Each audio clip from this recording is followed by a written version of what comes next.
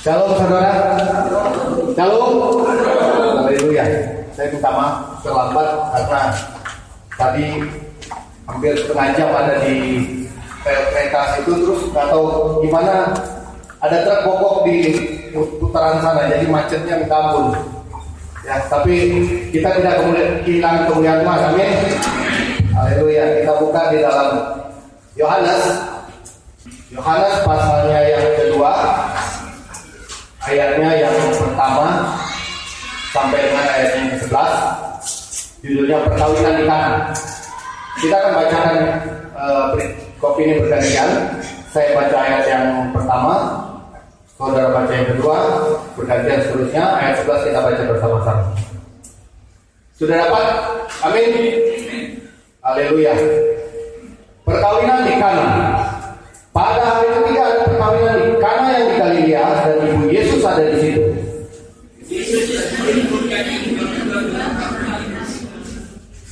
Ketika mereka kekurangan anggur, ibu Yesus berkata kepadanya, mereka kehabisan anggur.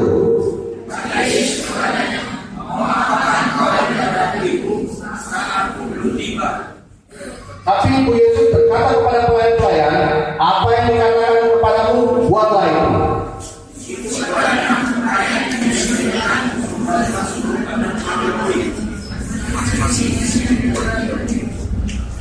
Yesus berkata kepada pelayan-pelayan itu, isilah tempayan-tempayan itu dengan air, dan mereka pun mengisinya sampai penuh.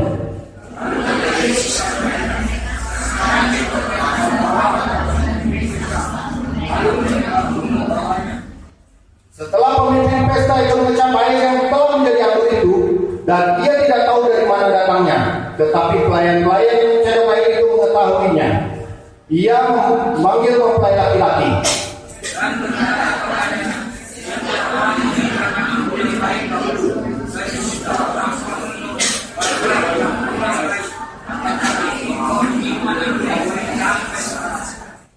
Sama-sama, hal itu dibuat Yesus di Kana yang di Galilea sebagai yang pertama dari tanda-tandanya. Dengan itu ia telah menyatakan kemuliaannya, dan murid-muridnya percaya kepadanya. Amin. Haleluya. Ini perikop yang sudah umum dan sudah sering kita dengarkan, ya, di mana ada satu perjamuan, dan perikop ini dituliskan oleh Yohanes, ya, oleh Yohanes, di mana Yohanes ini adalah salah satu penulis Injil yang mengikuti Yesus dari awal. Jadi kalau dibaca kitab Yohanes, di kitab Yohanes itu tidak menceritakan tentang kelahiran Yesus, tapi menceritakan tentang apa yang dilakukan oleh Yesus. Dan Yohanes mencatat perkawinan di Kana adalah mukjizat pertama yang dilakukan oleh Yesus dalam pelayanan. Jadi kalau Yesus melakukan mukjizat di tempat umum, ini adalah mukjizat pertama. Dan dikatakan di situ bahwa pada hari ketiga ada perkawinan di Kana di Galilea, dan ibu Yesus ada di situ. Kalau dipelajari di sini, kalau kita baca di Injil ini, ada salah satu murid Yesus yang namanya Nathanael. Itu adalah orang asli orang Kana.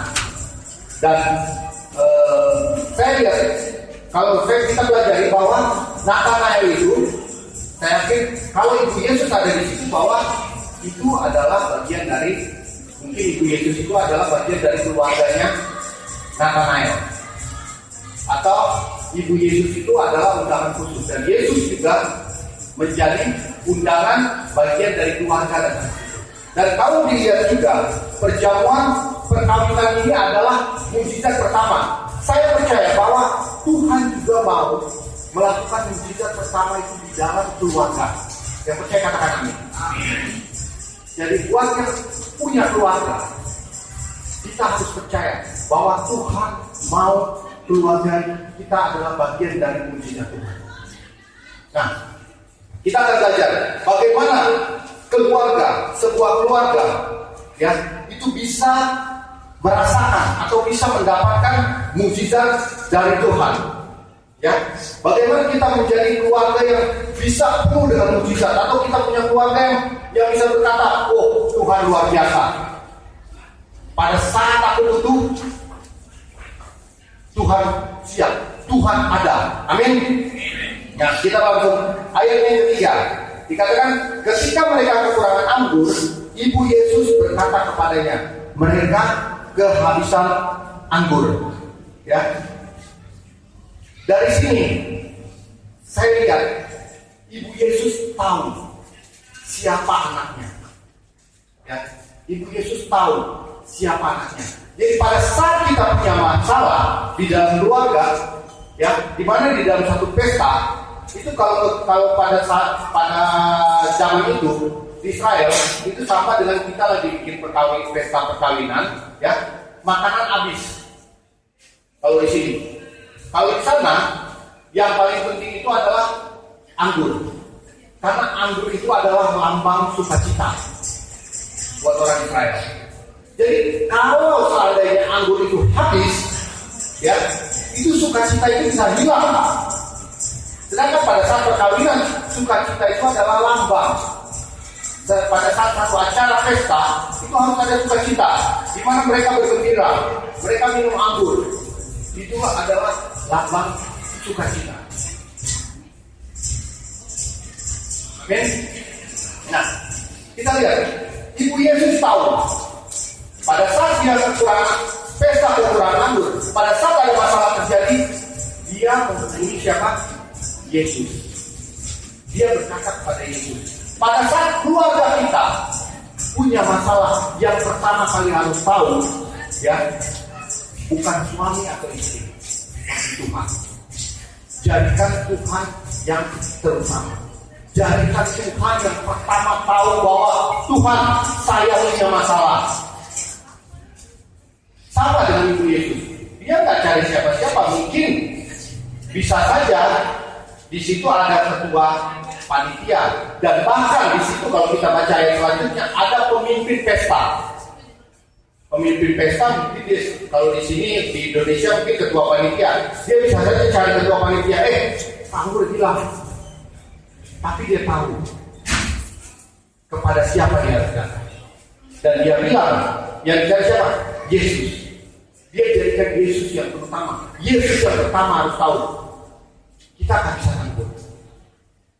Jadi kalau saudara mau keluarga saudara mau menerima berkat atau menerima mujizat, yang mengalami mujizat dalam kehidupan, harus tahu bahwa carinya kemana?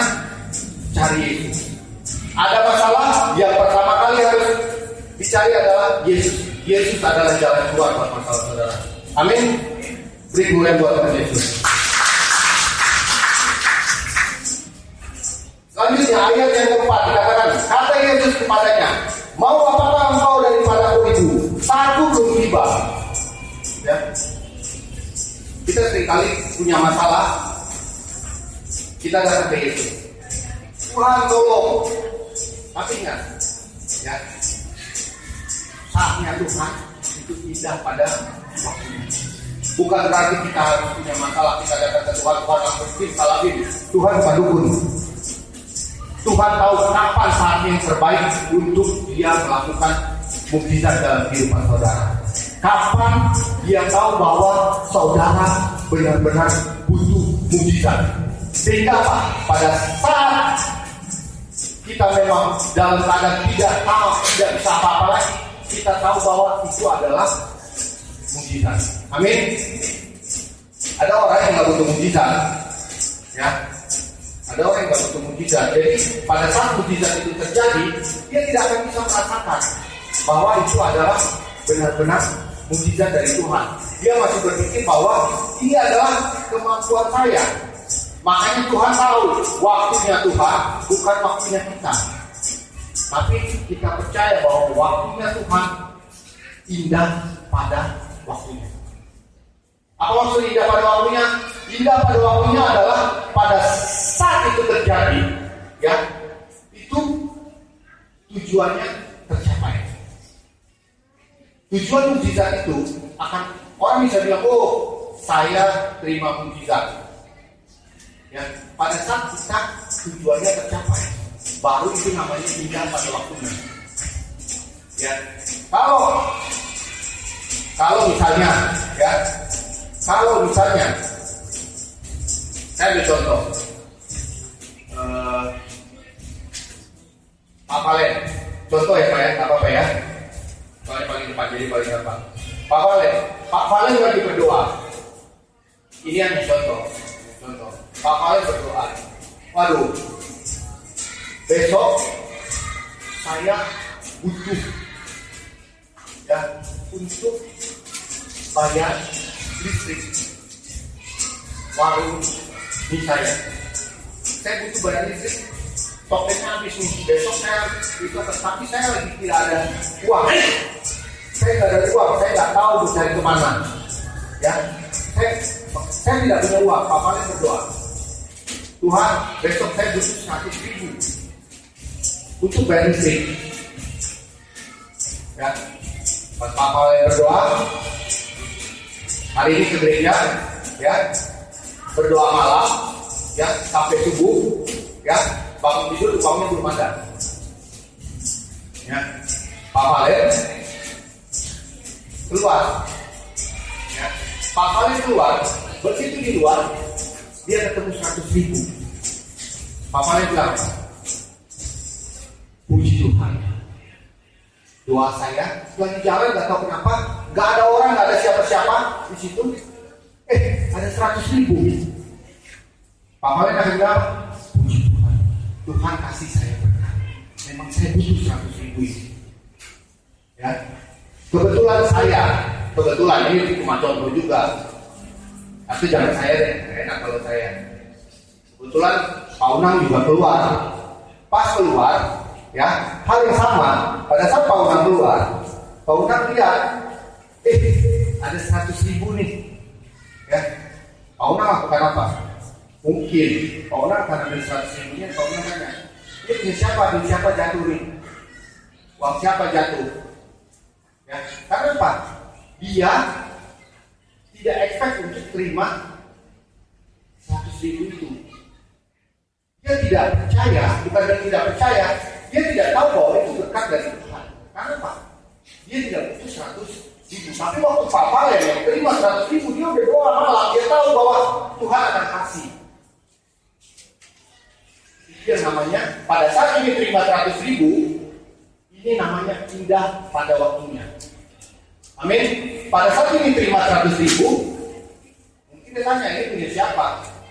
Atau mungkin juga pura-pura nggak tahu dia ada orang apa enggak, uangnya diinjak, tunggu dulu sedikit, kalau nggak ada orang baru diambil untuk kantong. Ya. Tapi tidak ada ucapan syukur. Yang namanya mujizat itu akan terjadi ucapan syukur. Amin.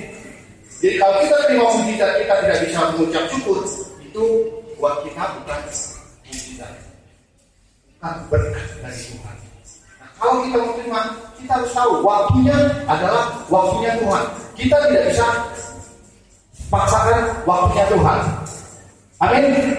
Jadi kalau kita mau berkat ada di dalam keluarga kita, yang pertama kita harus tahu bahwa jadikan Tuhan yang terutama. Cari Dia. Yang kedua, adalah kita tahu kita punya tugas untuk meminta, dan waktunya biarkan Tuhan bekerja. Ayat yang kelima, tetapi Ibu Yesus berkata kepada pelayan-pelayan, apa yang dikatakan kepadamu, buatlah itu. Ya, ini menunjukkan bahwa Ibu Yesus punya iman dan percaya yang sangat besar kepada Yesus. Dan saya percaya mujizat itu terjadi, ya, karena iman dan percaya dari Ibu Yesus.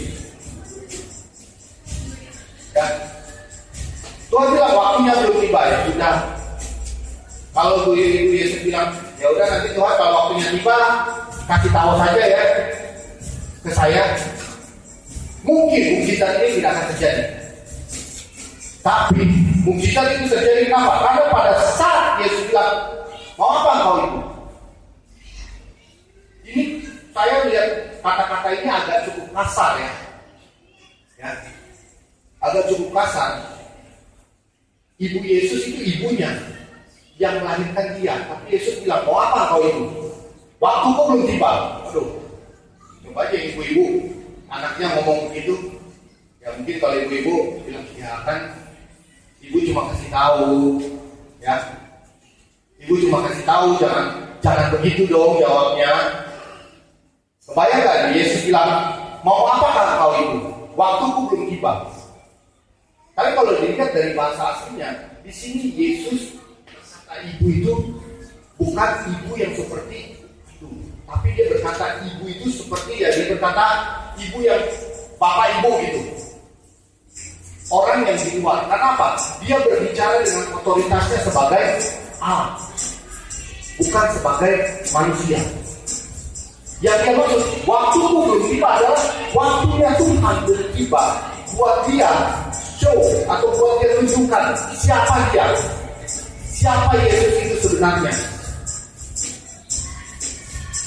Itu yang dimaksud kalau dipelajari dari tulisan Ibrani-nya ini adalah waktu untuk Yesus menunjukkan siapa dia. Jati dirinya itu sebenarnya sebagai Allah itu bagaimana? Itu belum tiba. Makanya waktu dia ngomong, mau apakah kau itu?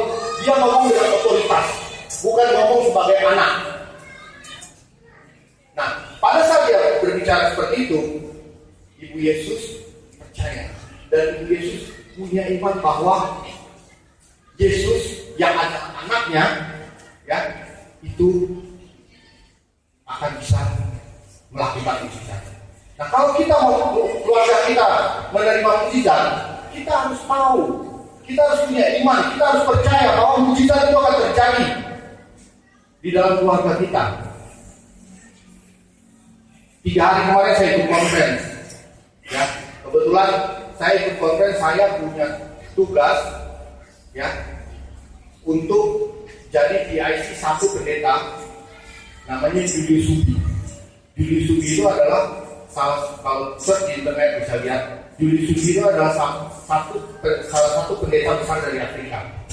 Ya, dia datang lagi conference di sini dengan Dr. Pat Francis, ya. Waduh, betul-betul luar biasa. Jadi saya jemput mulai hari Kamis malam, saya jemput dia di airport. Ya, sampai selama konferensi saya bersama-sama dia. Jadi saya partneran sama dia. Itu memang sebagai hamba Tuhan saya belajar bahwa berbeda, bukan berbeda istilahnya, kita harus belajar sama orang-orang seperti itu. Kenapa dia bisa dibilang title-nya adalah apostol. Apostol itu adalah rasul. Ya, jadi kelasnya sudah bukan pastor atau itu, tapi apostol, rasul. Ya, karena dia bisa melakukan mujizat-mujizat yang luar biasa. Masuk ke mobil, yang dilakukan apa? Pada saat masuk ke mobil, yang dilakukan pertama kali adalah langsung berdoa, mengucap syukur. Dan sepanjang perjalanan dari airport sampai ke Gading Serpong, ya, sampai ke Gading Serpong itu butuh waktu 2,5 jam. Itu saya sama dia seakan-akan kita berdua, bertiga sama anak saya, tapi seakan-akan kita bertiga jadi ngomongnya sama Tuhan. Jadi yang saya tidak pernah alami adalah saya bersama dia bercerita, ngobrol, tapi sambil habis bercerita kita sama-sama berbahasa roh, kita memuji Tuhan. Jadi habis ngobrol langsung berbahasa roh memuji Tuhan. Dan itu tertransfer sepanjang perjalanan. Pendeta ini, kesaksian yang saya mau katakan apa? Dia, ya namanya Afrika ya, asalnya dari Uganda. Dia pindah ke Kenya dari keluarga susah, tapi dia bisa punya 5 gedung besar di Kenya yang dia bangun gereja. Dan semuanya tidak pernah beli, semuanya dikasih. Karena dia punya iman, dia percaya. Salah satu kesaksian yang spektakuler, saya bilang, wah, dia doa minta tempat gereja, ya, tapi setiap kali dia lihat orang, dia lihat itu tempatnya nggak ada yang bagus. Ada tempat yang bagus, tapi harganya mahal. Jadi kalau tempat yang sesuai dengan tempat yang dia mau, ya setiap kali dilihat, wah nggak bagus. Dia punya uang sekian, dia lihat tempat yang sesuai, nggak bagus. Pas dia lihat tempat yang bagus, uangnya nggak cukup. Satu kali dia berdoa, Tuhan, saya butuh tempat yang bagus, karena harus bangun gereja ini. Nah, yang Tuhan bilang apa? Kamu katakan pada tanah itu jadi milik. Dia datang ke tempat itu, ya, yang punya orang India. Dia datang ke tempat itu, orang India bilang, oh ini nggak bisa, ini mau dibangun hotel, mau dibangun tempat ini, mau dibangun mall. Jadi nggak bisa, kamu nggak bisa ini, maaf pendeta. Ya udah, dia pulang. Terus besoknya dia datang lagi, pendeta, saya kan sudah bilang ini tempat saya nggak mau kasih buat kamu, dan kamu nggak akan bisa beli. Dia bilang, enggak, ini Tuhan bilang tempat ini buat saya. Tempat ini buat saya. Tetap aja sih dia pulang. Terus setiap hari dia datang. Selama lebih kurang 3 bulan sampai itu orang India bilang, dia udah orang Indianya nggak mau temuin lagi. Ya, orang Indianya nggak mau temuin lagi. Orang Indianya bilang, udah itu pendeta gila. Ya, 3 bulan dia datang yang ditemuin dia adalah apa? Polisi sudah jaga di situ, siap-siap usir dia. Dia cuma bilang apa? Tolong bilang sama saudara kita itu yang orang India, itu tempat Tuhan bilang buat saya. Kalau dia nggak kasih juga, dia akan punya masalah dengan Tuhan.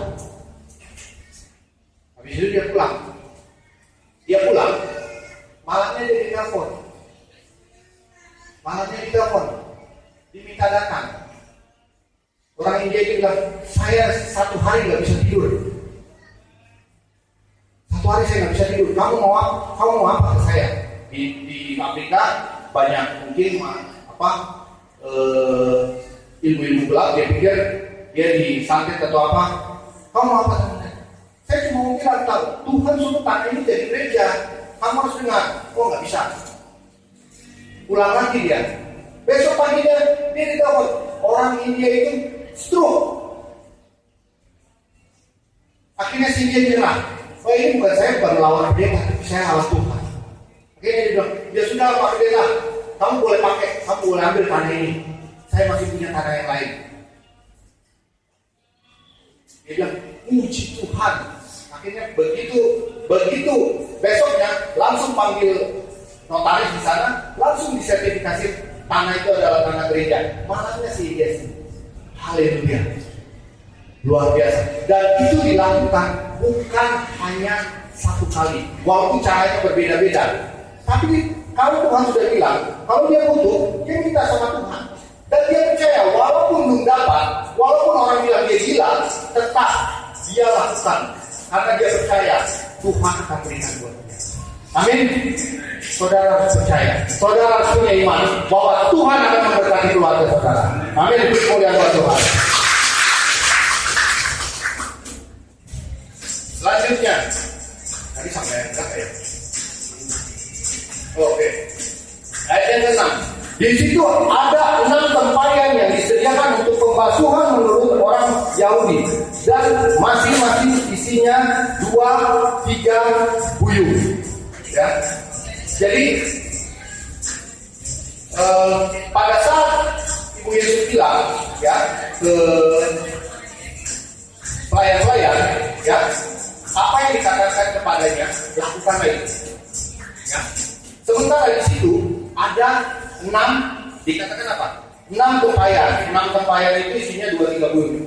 Tempayan itu kira-kira gentong yang besar, ya. Gentong yang besar itu isinya 2-3 buyung. 2-3 buyung itu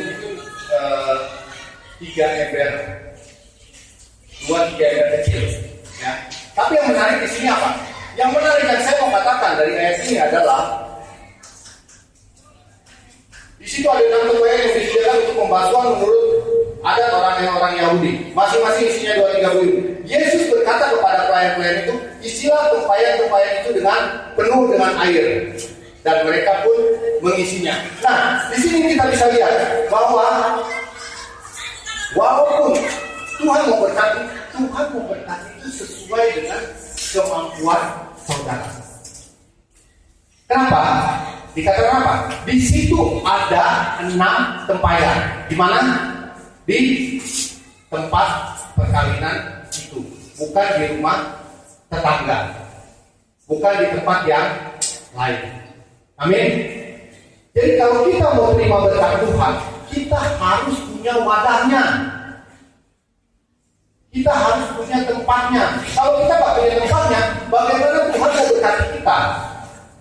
Kita harus ada kebutuhannya.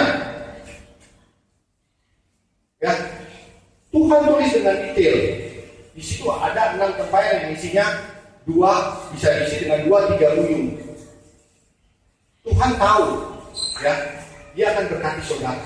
Tapi Tuhan juga mau saudara siap untuk berkat itu. Amin.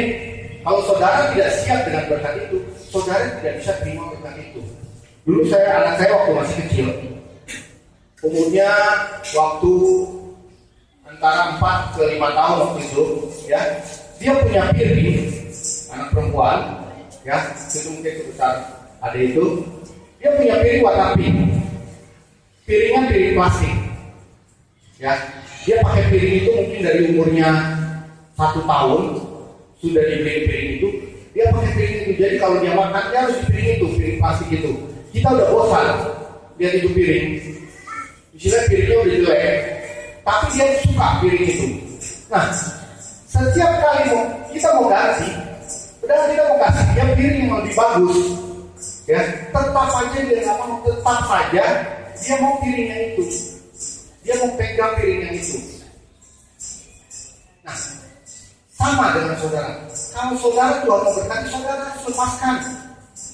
Ya, pengertiannya apa? Saudara harus sediakan tempatnya. Saudara harus tahu, saudara mau terima berkat besar, sediakan tempat besar. Amin. Ya. Kemarin saya dapat satu rema bahwa berkat itu, kalau kita mau dapat berkat itu tidak akan ada tanpa pengorbanan. Yang percaya katakan amin.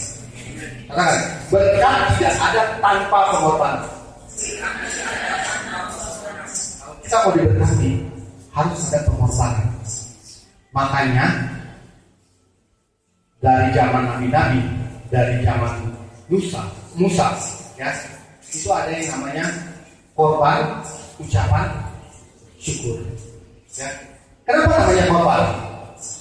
Ada korban, ada pengorbanan yang dilakukan untuk berkat itu.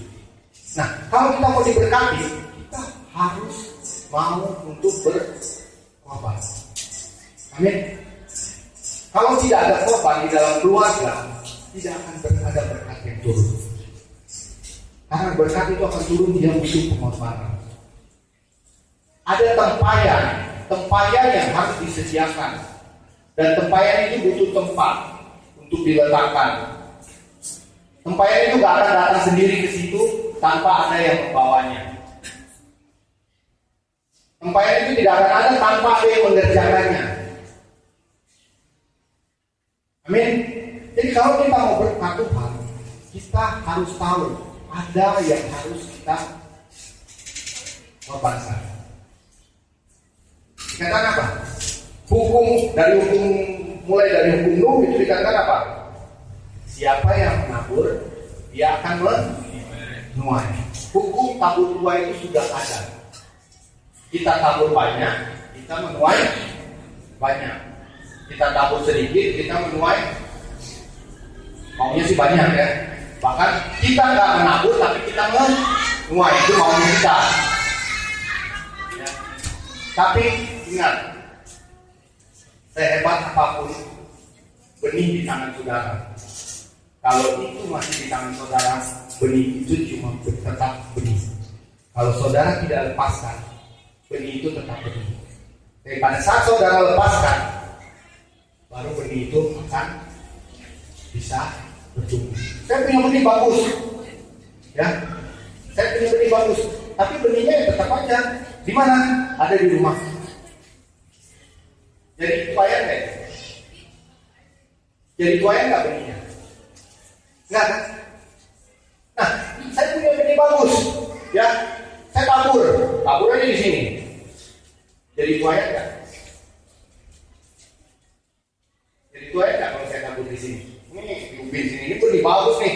Saya dapat dari Thailand, dari Bangkok, ya. Saya tabur aja di sini. Jadi tuayan nggak? Harus ada tanahnya. Dan tanah itu bukan sekedar tanah begitu aja, cari aja tanah taburin gitu, nggak jadi. Tanah itu juga harus dipersiapkan. Amin. Untuk mempersiapkan tanah, disitulah sacrifice itu. Untuk mempersiapkan tanah harus ada usaha, harus ada pengorbanan. Jadi jangan berharap bahwa berkat bakal turun balik dari langit kalau saudara tidak ada usaha, tidak ada pengorbanan. Amin. Saya mau dapat berkat, tapi saya sendiri tidak mau bayar terhadap berkat itu. Saya mau terima berkat dari Tuhan. Tuhan bersiapin berkat buat saya. Kayaknya mau ngeberkatin orang aja susah. Gimana Tuhan kasih kita berkat? Mungkin Tuhan tetap baik, Tuhan tetap berkati kamu. Tapi berkatnya Tuhan tidak sempurna. Mungkin Tuhan masih tahan-tahan. Ya tunggu dulu dikit deh. Pak Valen, minyak saya tahan dulu deh berkatnya. Harusnya saya mau kasihnya full nih, ya. Tapi, aduh, kayaknya belum benar nih. Saya tahan dulu ya, segini dulu ya. Tuhan tahu kapan salahnya. Kalau kita benar-benar sudah siap untuk terima berkat, wah, kita akan bisa pakai berkat itu untuk kemuliaan Tuhan. Amin. Makanya banyak orang Kristen pada saat dia diberkati Tuhan, dia lupa sama Tuhan. Malah pada saat semakin dia diberkati, semakin dia jatuh. Semakin dia diberkati, semakin dia terjerumus semakin dalam. Ada kan yang cerita, saya berapa kali kasih cerita Kristen monyet, tahu kan? Ya, udah tahu kan cerita Kristen monyet? Ya, ada angin, namanya angin barat sama angin timur, ya. Mereka ngomong, angin barat sama angin timur itu beradu pendapat siapa yang paling kuat, angin barat atau angin timur. Angin barat bilang, saya yang paling kuat, saya hancurin semuanya. Angin timur bilang, enggak, saya yang paling kuat, nggak ada yang bisa menahan saya. Oke, kita buktiin. Gimana caranya? Itu ada satu monyet di atas pohon. Ya, siapa yang bisa jatuhin itu monyet, dia yang paling kuat.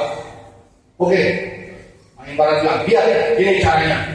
Langsung dia begitu ada monyet itu, dia langsung tiup. Wah, sekuat-kuatnya dia tiup. Makin kuat dia tiup, monyetnya pegangan makin kuat. Dia tiup makin kuat, pegangannya makin kuat. Akhirnya monyetnya gak jatuh. Angin timur bilang, gak jatuh kan? Sekarang giliran saya. Angin timur bilang, nih, angin timur tiup, spoi-spoi. Monyetnya keenakan, monyetnya ketiduran, akhirnya monyetnya jatuh.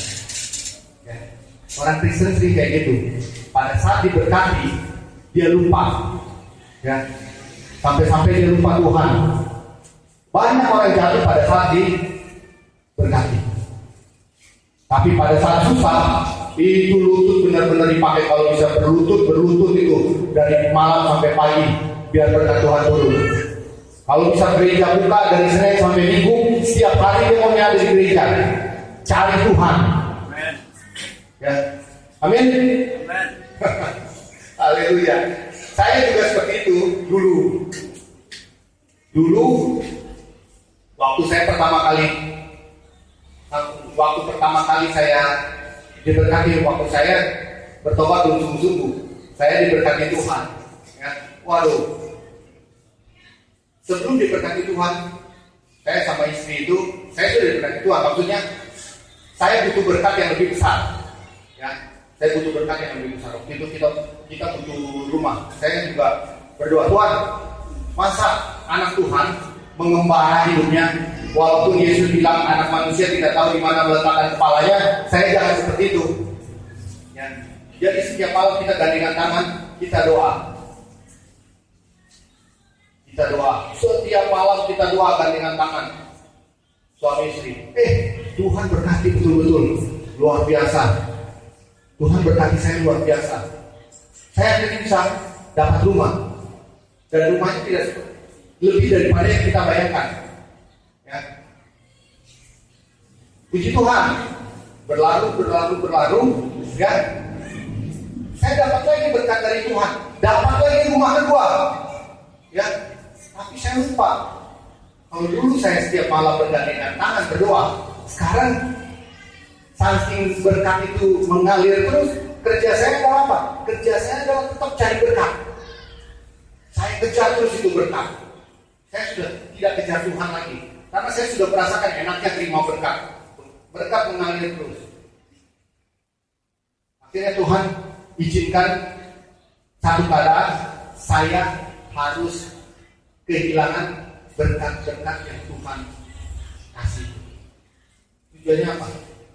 Tuhan mau kasih tahu, ingat, itu dari saya, bukan karena kemampuan kamu. Dari situ saya bertobat lagi.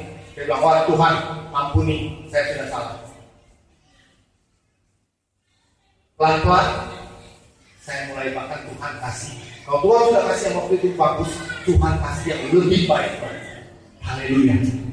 Dimulai buat Tuhan. Tapi harus ada harga yang dibayar. Walaupun harga itu saya harus kehilangan berkat yang Tuhan sudah pernah kasih ke saya. Tapi saya harus lakukan itu. Karena saya akan terima berkat yang lebih besar. Nah, kita lihat di sini. Tuhan katakan kepada mereka.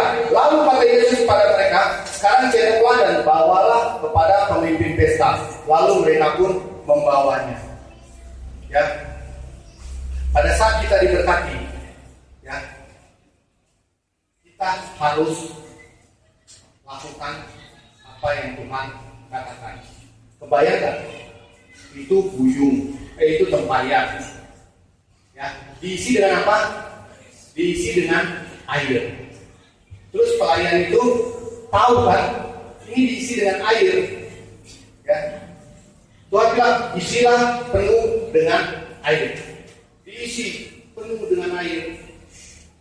Kalau si pelayan bilang, aduh, ini air, saya ini pelayan. Begitu saya kasih ke sana, ya, terus orang coba, ini air ini, saya bisa dipecat dari pelayan ini. Saya bisa di PHK ini. Kenapa? Ayo loh, yang dibawa jangan main-main. Seakan-akan saya mau mempermalukan keluarga yang bikin pesta. Masa anggur disangka saya menipu nanti? Masa suruh sajiin anggur, saya kasih air? Wah, itu kalau di sana itu hukum kasta itu sangat kuat. Jadi sangat-sangat kuat hukumnya. Jadi kalau pelayan ya pelayan, itu benar-benar pelayan. Gak kayak di sini kan istilahnya keren, asisten rumah tangga gitu ya.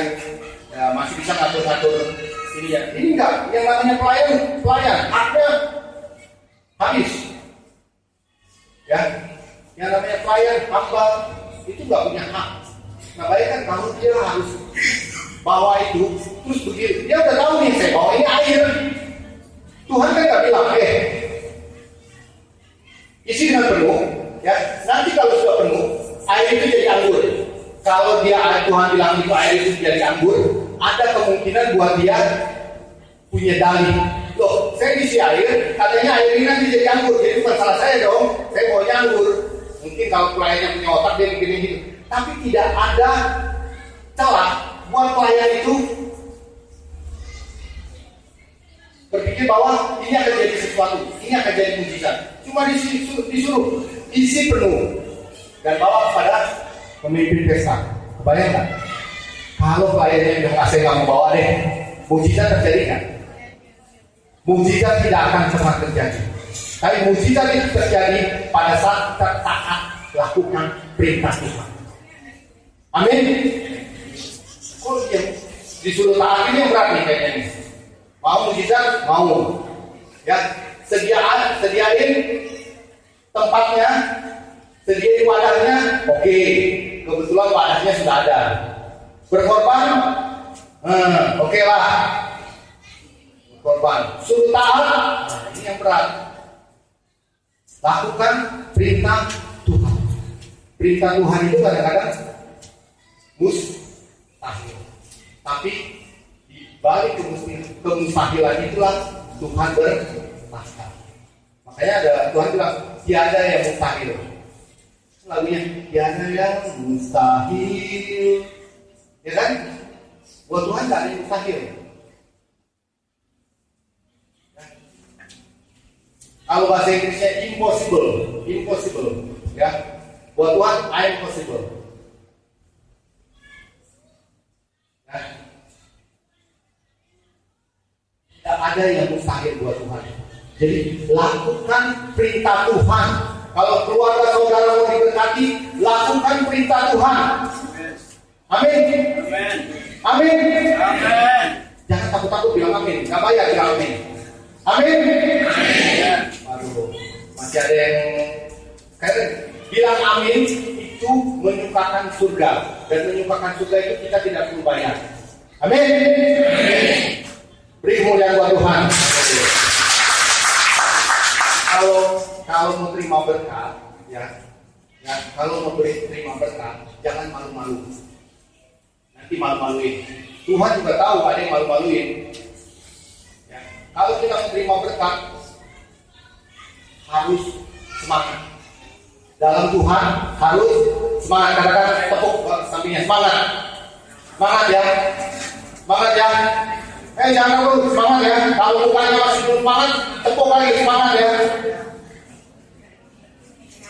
Mau sakit saya apa, tetap semangat. Amin. Ya, Tuhan akan memberkati saudara. Yang penting saudara apa? Saudara tahu bahwa ikutin perintah Tuhan, hasilnya adalah berkat. Ya. Nah, ayatnya yang ke-9. Setelah pemimpin pesta itu mengecap air yang telah menjadi anggur itu, dan ia tidak tahu dari mana datangnya, tetapi pelayan-pelayan yang mencocok air itu mengetahuinya. Ia memanggil mempelai laki-laki. Ya. Di sini saya lihat poin selanjutnya adalah berbicara soal ketaatan. Yang saya katakan tadi, kalau salah satu pelayan itu bilang, jangan itu air yang bukan anggur, ya, itu akan merusak berkat Tuhan yang sudah disediakan. Itu akan merusak rencana Tuhan. Itu akan merusak mujizat yang Tuhan sudah sediakan. Karena apa? Tidak ada ketaatan. Saya dapat satu rema, ya Tuhan baru bilang sama saya. Ini Tuhan baru kasih sama saya. Kalau kita mau terima berkat dari Tuhan, kita harus taat. Ya, saya katakan tadi. Nah, ketaatan itu dilakukan dengan sikap. Ya. Ketaatan itu tidak ada pembangkangan. Ketaatan itu harus punya, untuk orang melakukan ketaatan itu tidak bisa seperti kita sekarang ini. Ketaatan itu kita harus punya hati hamba. Amin. Tuhan baru bicara bahwa untuk dapatkan ketaatan itu kita harus punya hati hamba. Seperti pelayan ini. Kita harus punya hati pelayan. Kalau kita nggak punya hati pelayan, kita susah untuk taat.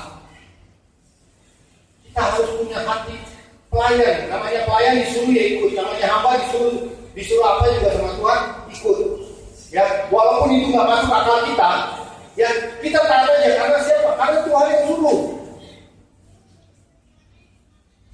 Cuma masalahnya orang seringkali nggak percaya. Ya, Pak Valen. Ya kalau misalnya ini contoh ya, ini Pak Valen. Kalau saya bilang Pak Valen, pulang nanti ya, Pak Valen ke material, ya ambil barang-barang, ya. Kamu yang lebih gede ya. Saya. Tapi kalau misalnya pas Presiden Jokowi lagi di sini, terus Presiden Jokowi bilang Pak Valen, ini Pak Valen yang namanya. Kamu usahanya apa? Barang Indomie berapa besar? Wah cuma berapa? 4 kali 4. Ya, 4 kali 4 meter. Oke, kamu bikin 40 kali 40 meter. Ulang, bikin 40 kali 40 meter. Jangan khawatir. Takut aja. Kenapa siapa itu? Presiden. Tuhan kita lebih besar dari presiden. Amin. Tuhan kita lebih besar dari presiden. Kenapa kita tak tahu? Kenapa kita tak lakukan? Karena kita tak percaya. Lihat Ibu Yesus. Ibu Yesus percaya. Amin. Lihat hamba itu dia lakukan. Beri kemuliaan buat Tuhan.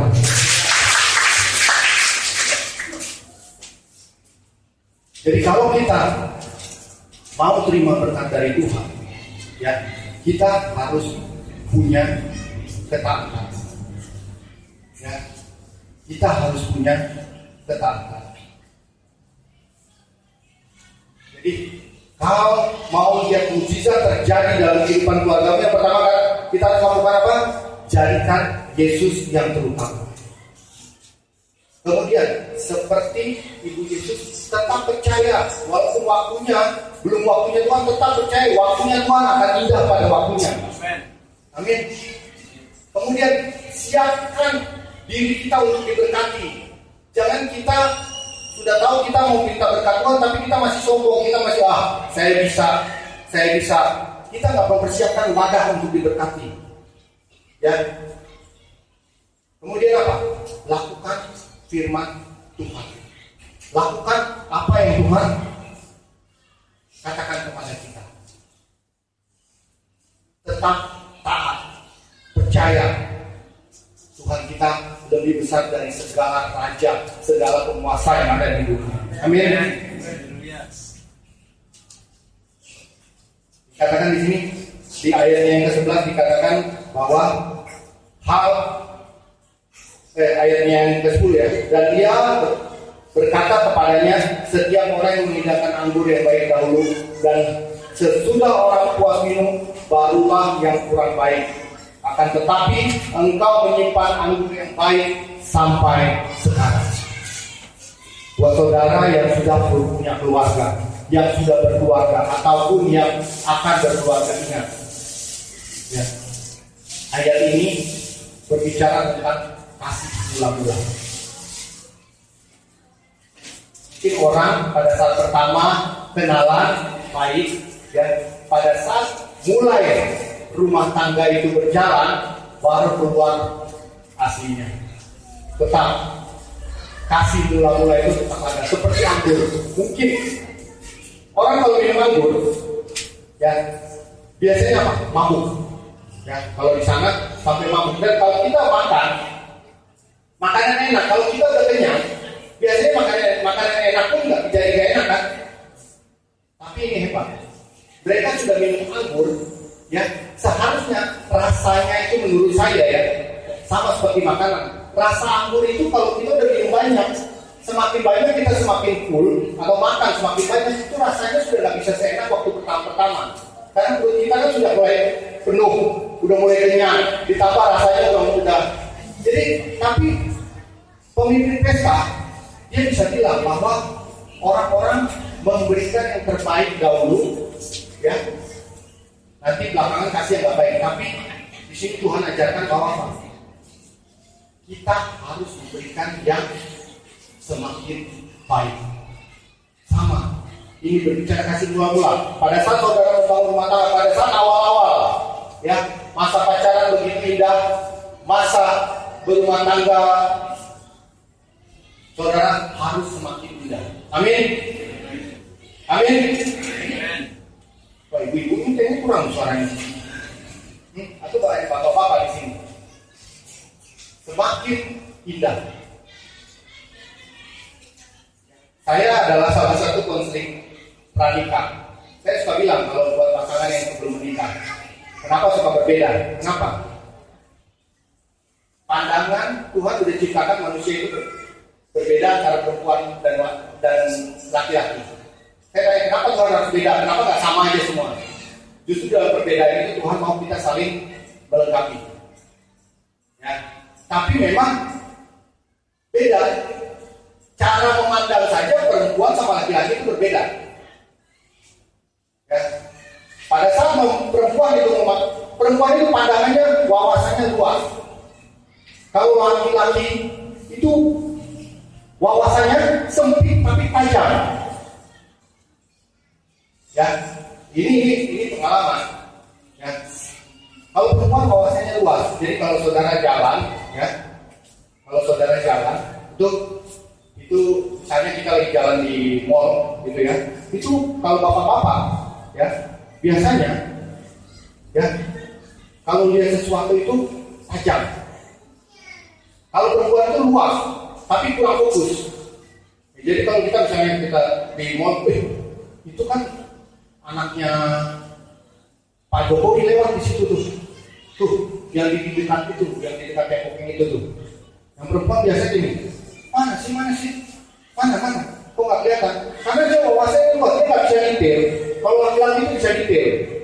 Tinggal yang laki-laki bilang, bapaknya bilang, udah jangan sungguh gitu, kalau malin, santai aja lihatnya. Itu masalah kelihatan sih. Yang mana?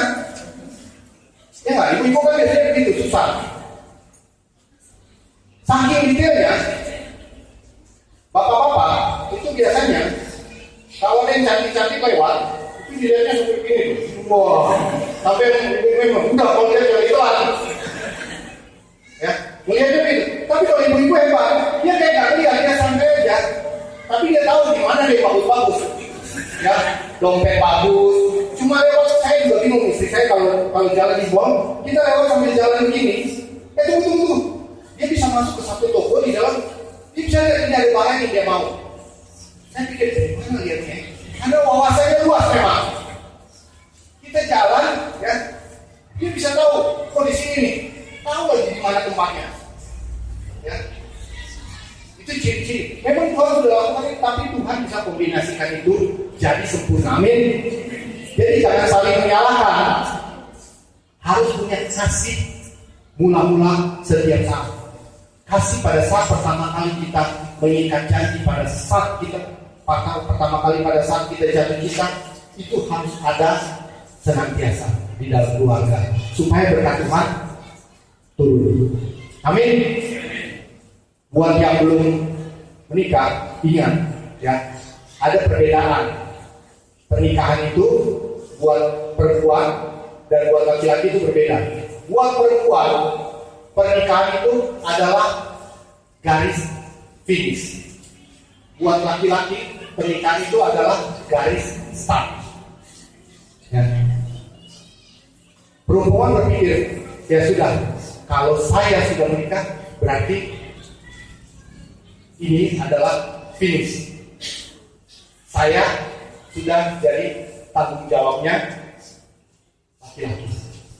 Saya siap membantu dia kapan saja sesuai firman Tuhan. Buat laki-laki, dia mulai berpikir, sekarang gua ada tambahan satu orang, ntar gua punya anak gimana ya? Mulai mikir. Ya. Makanya kalau cenderungnya, ya saya juga tahu kenapa. Saya juga belajar dari keluarga. Makanya kalau perempuan atau sudah selesai, kalau laki-laki harus pusing. Perempuan pikir pokoknya nggak ada duit, minta. Itu adalah sudah selesai kan tanggung jawabnya kamu. Buat laki-laki ini nggak ada duit, kita harus pikir bagaimana supaya ada uang baru mulai. Amin ya ibu-ibu. Kurang. Berarti di sini yang belum ini semua nih. Ya. Ada perbedaan antara garis finish dan garis start. Ya. Tapi perbedaan itu yang membuat perjalanan kita indah. Amin. Yang membuat keluarga kita indah. Makanya Tuhan katakan di sini, Tuhan tutup ayat ini, ya, di ayat 10 dengan mengatakan apa? Setiap orang menyediakan anggur yang baik dahulu, dan sesudah orang puas minum, barulah yang kurang baik. Akan tetapi engkau menyimpan anggur yang baik sampai sekarang.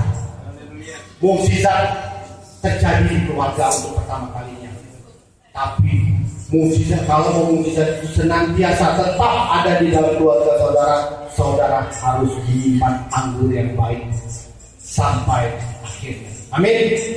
Saudara harus simpan kasih mula-mula itu sampai akhirnya. Mau istri kita sudah berubah bentuk, suami kita sudah berubah wujud, tetap kasih mula-mula itu ada. Ya, amin. Mau dia dulu bentuknya gitar Spanyol, sekarang dia bentuknya sudah kayak drum, nggak tahu di mana ininya, bulat-bulat semua, ya. Tetap ingat, kasih mula-mula harus tetap ada. Kalau saudara mau berkat itu ada di rumah tangga saudara, saudara harus punya kasih mula-mula. Karena itu yang Tuhan mau. Ayat ini ditutup dengan pesta itu, diceritakan bagaimana kisah anggur itu ditutup dengan ayat yang ke-10, yaitu setiap orang mengindahkan anggur yang baik dahulu, dan sesudah orang puas minum, barulah yang kurang baik. Akan tetapi engkau menyimpan anggur yang baik sampai sekarang. Haleluya. Hal itu dibuat Yesus di Kana yang di Galilea sebagai yang pertama dari tanda-tandanya. Dengan itu dia telah menyatakan kemuliaannya, dan murid-muridnya percaya kepada dia. Kalau Tuhan mau menyatakan kemuliaannya di keluarga saudara, ingat, jadikan dia yang terutama. Tetap percaya, siapkan diri untuk diberkati, lakukan firman Tuhan, tetap taat. Amin. Yang terakhir apa? Kasih mula-mula tetap dijaga. Haleluya. Kita bangkit.